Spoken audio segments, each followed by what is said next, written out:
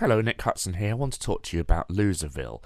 We did go and see it, but unfortunately I haven't been very well, and you probably hear it in my voice, so I haven't had a chance to talk to you about it, but I'm going to talk to you about it now, obviously, particularly as this morning I woke up to read that it has announced that it will be closing, interestingly, over Twitter, from cast members, and it'll be closing on January the 5th.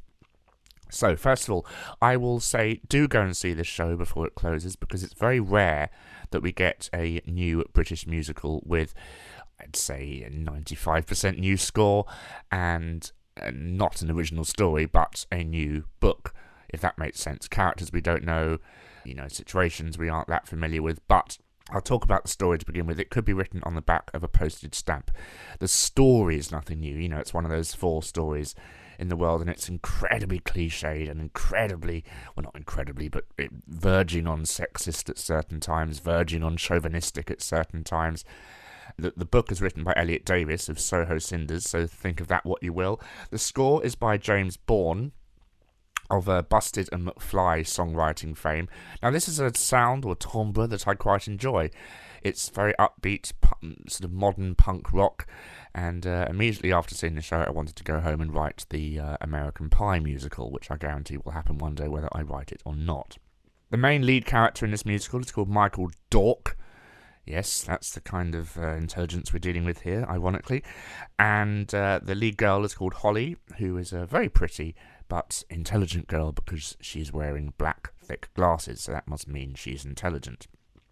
Michael Dork and his friends, which is set up quite similar to The Big Bang Theory and The Inbetweeners and The IT Crowd and various things like that, which I quite enjoyed. And what I really liked about that was it was nice to have a male-based musical, because most musicals seem to focus on either a leading lady or leading ladies or a male and a female relationship. It does have the romance issue between Holly and Michael, but it's more based on the companionship between these guys, so it is very similar to The Big Bang Theory.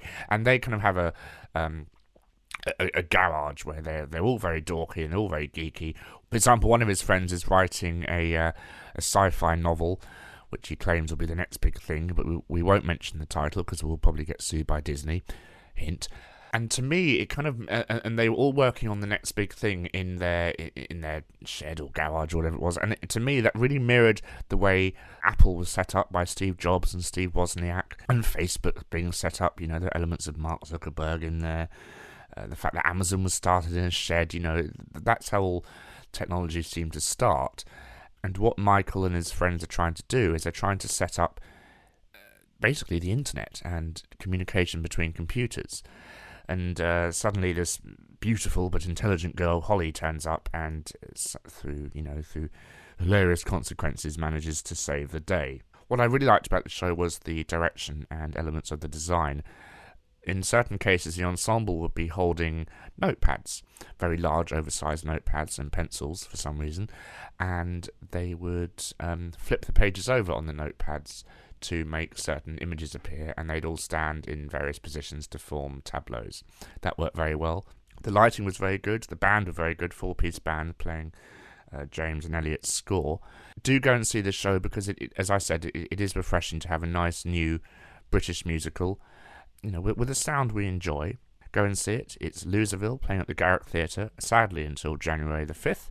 Let us know what you think on Twitter. We're at twitter.com/musicaltalk or Facebook at facebook.com/musicaltalk.